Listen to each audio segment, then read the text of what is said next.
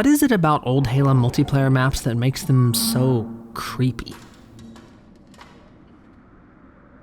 Load up a play space from Halo 2 or Halo CE and just walk around for a moment.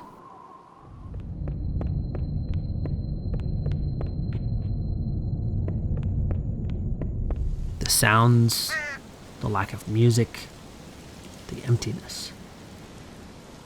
Something about it is foreboding, eerie, but why?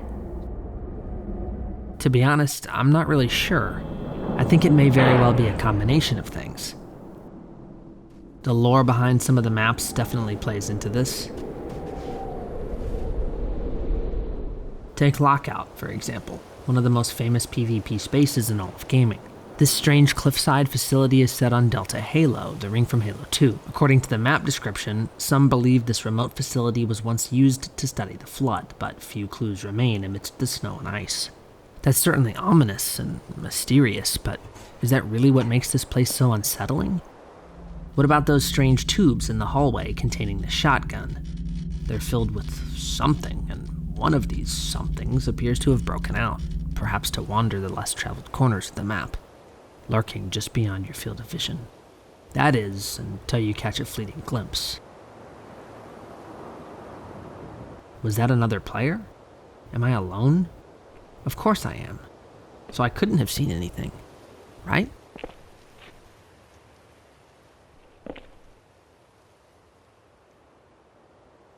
Right? Bizarrely, I don't even think this was Bungie's intention.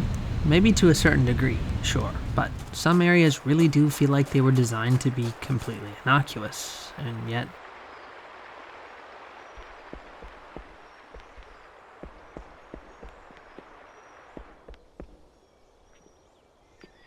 This weirdness, something I can really only equate to a feeling, is almost completely lost in the newer titles. Halo 3 and onwards, for the most part, doesn't have any spaces quite like what can be seen in Halo CE and Halo 2. This isn't a fault to the developers either. In fact, I think a lot of the later play spaces are amazing, but there's something about the originals that just feels different. When I'm walking through the empty halls of Rat Race, it almost feels like I'm being watched, as if there's some supernatural force hiding outside the boundaries of the map, just beyond a door or on the other side of a wall. But that's ridiculous, isn't it? I know that, you know that, and yet the feeling persists. It doesn't feel like you're alone, even if you obviously are, and I'm not certain what it is about these maps that gives me that impression. Maybe it's the relatively low-resolution textures, the masterful sound design, or a younger version of myself that didn't know exactly how video games worked, still living within me. A version of me that was naive and more imaginative than I am today. Or it's all of those things compounded together. This is just straight game audio, by the way, and it scared the crap out of me.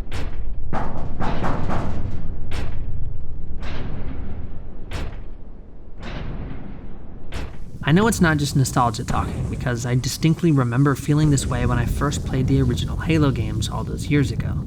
It was almost like a ghost story or an urban legend, like a Bloody Mary type boogeyman inhabited the game.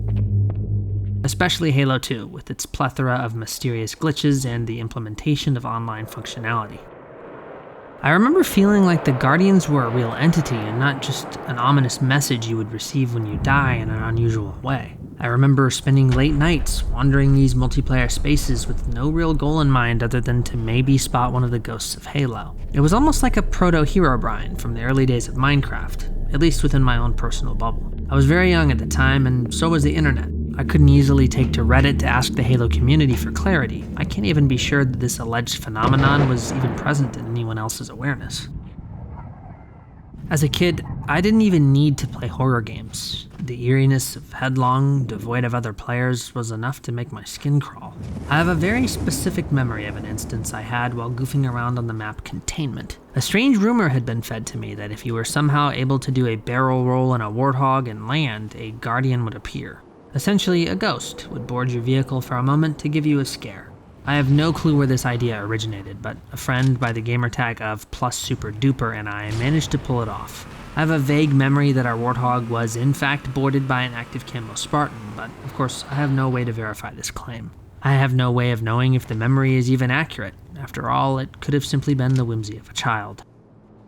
There was a period of time where I was certain that some kind of secret had been put into the game and that under the right circumstances, these strange in-game avatars would appear in your lobby. Needless to say, that wasn't true, but it didn't stop my imagination from running wild. Another memory I have that is far more tangible in my mind was that there was an Easter egg in the original version of Halo 2, specifically on the map Lockout. If you modified your lobby's settings so that everyone spawned with beam rifles, then stood in the corners of the center platform of the map, sniper shots would come flying in from off in the distance and take you out. Upon your death, you'd be greeted with the message "killed by the Guardians." The strange thing is, I can't seem to find any record of such a secret ever having existed, and it certainly doesn't work in MCC. Like I said though, I remember this happening. I remember replicating it several times. I know the human mind isn't the best tool to collect data, but are these memories genuinely false? Were they manufactured by my brain thanks to the feelings these maps gave me? I don't know. This may all sound like the musings of a kid who's become an adult, but I think it's more than that. There's a certain mystique about these places, an almost nebulous quality that seems impossible to accurately quantify. I think, much like the backrooms fascination that has taken hold of the internet's zeitgeist, these old maps invoke the fear of the unknown. There's this impression that something is ever so slightly off, as if things aren't exactly as they seem. But what causes that? Why do these play spaces feel ancient and as if they were lived in a very long time ago? Perhaps it's simply because that's the story they aim to tell. Narratively, many of these places were lived in, or at least should be now. Take Headlong, for example. It's a city, an area packed tightly with man-made skyscrapers, and yet they're all completely empty. The token hustle and bustle one would expect from a place like this is altogether absent. Of course, it's meant to be populated with players, but that doesn't make it any less unsettling when there is none. Terminal is another good example. It has all of the eeriness of Headlong, plus a bullet train that darts in and out of the confines of the map. A transit system that seems to carry no passengers and simply doesn't care about your presence. It moves back and forth of its own volition, regardless of anything, even when it smashes straight into you. It gives this impression that you don't matter. You're insignificant, and this machinery will move despite your presence, likely continuing long after you're gone. Gyphyrophobia is another interesting instance. The title of the map literally means the fear of bridges, so naturally the entire area is a giant one. At a passing glance, this map invokes some very strange feelings, even if you don't find bridges unnerving. It also prompts some interesting trains of thought, at least for me. It leads me to ask a few fairly obvious questions. Why was this piece of architecture built? What gap is it crossing? What resides in the pit below? The description of the map isn't at all illuminating either. It simply reads, "Scary, huh?" At face value, that's clearly a reference to the title of the map. Or is it? What's scary?